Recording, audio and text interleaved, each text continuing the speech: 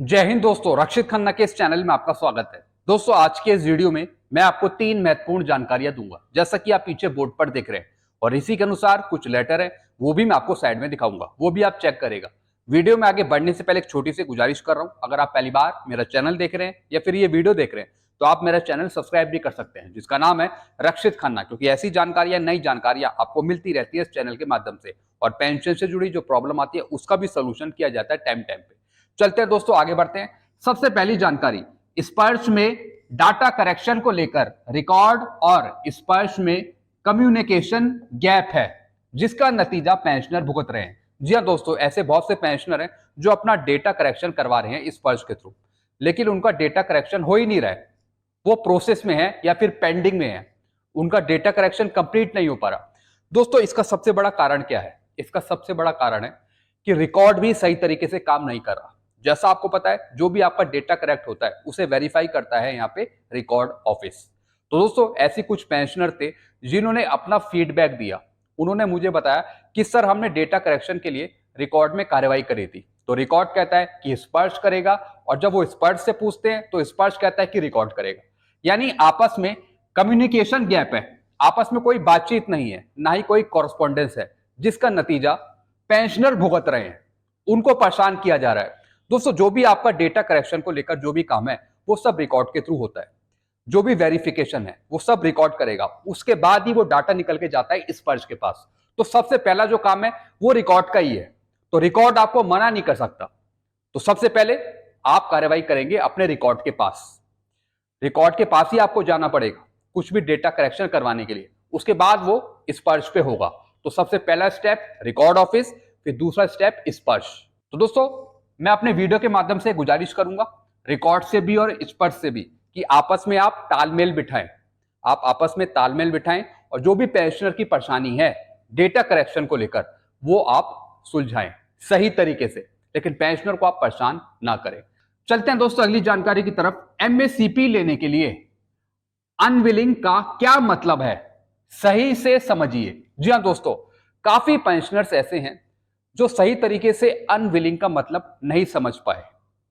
अब दोस्तों, अनविलिंग भी कई प्रकार की होती है जो सीधा एमएससीपी पर इफेक्ट करती है, एमएससीपी पर प्रभाव डालती है। आज मैं आपको अनविलिंग का सही मतलब समझाऊंगा और यह भी बताऊंगा कि अनविलिंग किस टाइप की होती है और इसका क्या असर पड़ता है एमएससीपी पर। अगर आपका यह वाला डाउट क्लियर हो गया तो फिर रिकॉर्ड ऑफिस, पीओआर, स्पर्श, पीसीडीए या फिर भारत सरकार आपको पागल नहीं बना सकेगी। अगर आप भी जानकारी रखेंगे तो फिर आपको कोई पागल नहीं बना सकता, कोई मूर्ख नहीं बना सकता। तो दोस्तों, आपको हर एक टाइप की नॉलेज इस चैनल के माध्यम से पता चलती है, ताकि आपको कोई नुकसान ना पहुंचा सके। चलते हैं दोस्तों, हम समझते हैं अनविलिंग। अनविलिंग का वैसे मतलब होता है तैयार नहीं या फिर अनिच्छा, यानी आपकी इच्छा नहीं है कुछ चीज करने की। आपने कोई सर्टिफिकेट दे दिया कि मुझे ये चीज नहीं करनी। जैसे दोस्तों होते हैं ना, बच्चे होते हैं, उनकी कई बार इच्छा नहीं करती कि वो ये काम करें, तो इंग्लिश में उसे बोलते हैं अनविलिंग, यानी ये हमारी इच्छा नहीं है। तो दोस्तों आगे समझते हैं, अब अनविलिंग भी किस टाइप का होता है, कितने प्रकार के होते हैं। सबसे पहले प्रमोशन कैडर ट्रेनिंग अनविलिंग, जिसे हम बोलते हैं प्रमोशन कैडर अनविलिंग। जी हां दोस्तों, इसका पूरा नाम है प्रमोशन कैडर ट्रेनिंग अनविलिंग। तो सबसे पहला तो अनविलिंग ये होता है।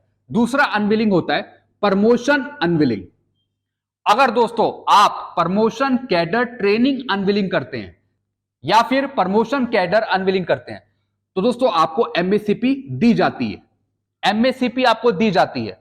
लेकिन अगर आप प्रमोशन अनविलिंग करते हैं तब आपको एमएससीपी नहीं दी जाती।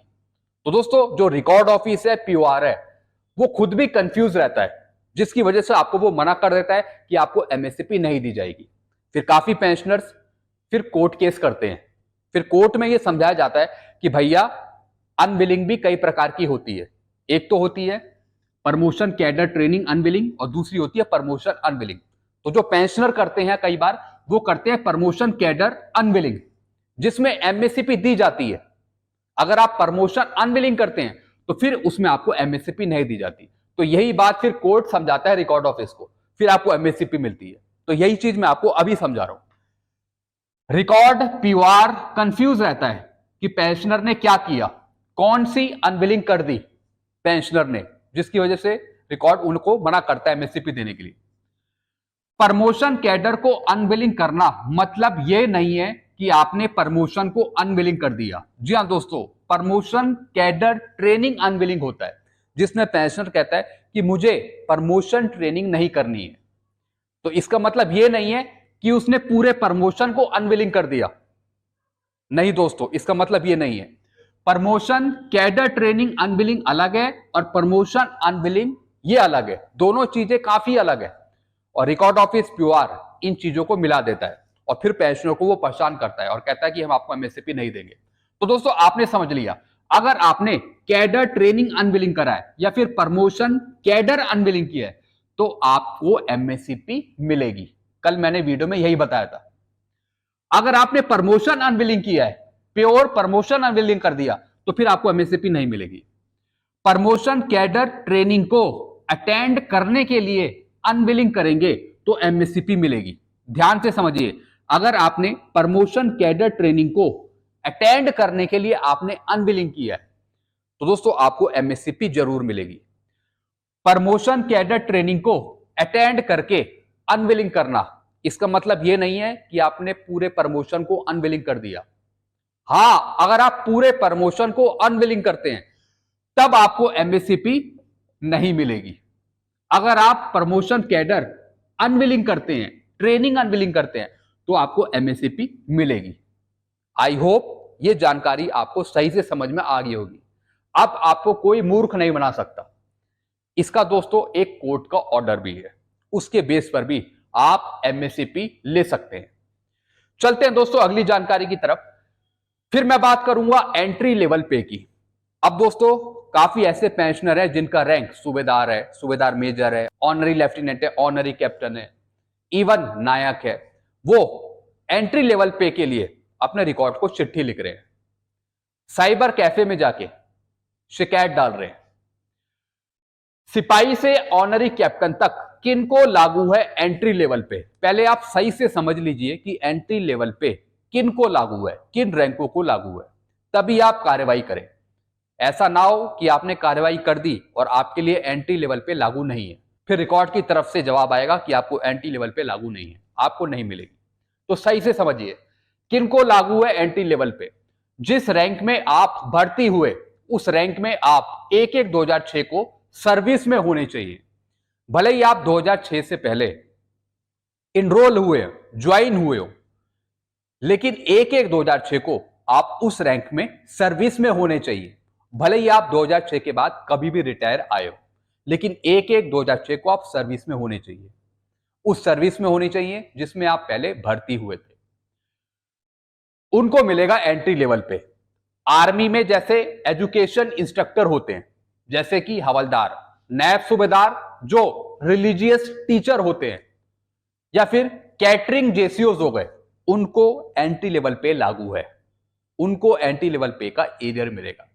तो जितने भी ऐसे पेंशनर हैं वो कार्रवाई कर सकते हैं अपने रिकॉर्ड के थ्रू एंट्री लेवल पे का एरियर लेने के लिए। नेवी में हो गए डायरेक्ट एंट्री आर्टिफिशियर, जो डायरेक्ट एंट्री आर्टिफिशियर है उनको लागू है। एयरफोर्स में हो गए एजुकेशन इंस्ट्रक्टर, जैसे सार्जेंट हो गए। जैसे कि आर्मी में हवलदार हो गए जो डायरेक्ट एंट्री के हैं, डायरेक्ट रिक्रूटी हैं। फिर दोस्तों सिपाही हो गए, जो सिपाही हो गए, सिपाही से भर्ती हुए, यानी 1/1/2006 को आप इन रैंक में होने चाहिए। जैसे सिपाही हो गए आर्मी में और इसी के इक्वल नेवी में और एयरफोर्स में, तो उनको एंट्री लेवल पे लागू है। जो एयरफोर्स के पेंशनर है उनको भी लागू है एंट्री लेवल पे। नेवी के जो पेंशनर्स है उनको भी एंट्री लेवल पे लागू है। और दोस्तों इस तरीके से अगर आप जानकारी रखते हैं तो फिर आप अपना हक ले पाते हैं। आई होप आपके सारे डाउट क्लियर हो गए होंगे। अभी भी कुछ कंफ्यूजन है तो आप नीचे कमेंट करिए। आप नीचे कमेंट करके बताइए कि आप किस रैंक में थे, क्या आपकी क्वालिफाइंग सर्विस थी और 1/1/2006 को आप क्या थे। तो दोस्तों मैं फिर रैंडमली आपके कमेंट देखूंगा, फिर मैं जवाब दे पाऊंगा, आपकी क्वेरी समझ पाऊंगा। आई होप दोस्तों सारी जानकारी आप समझ गए होंगे। इसके रिगार्डिंग आपको और कुछ पूछना हो तो आप नीचे कमेंट कर सकते हैं। ऐसी जानकारियां अक्सर आपको मिलती रहती है इस चैनल के माध्यम से। वीडियो आपको अच्छा लगता है, वीडियो को लाइक करें और इस चैनल को आप सब्सक्राइब कर सकते हैं, जिसका नाम है Rakshit Khanna. Thank you so much.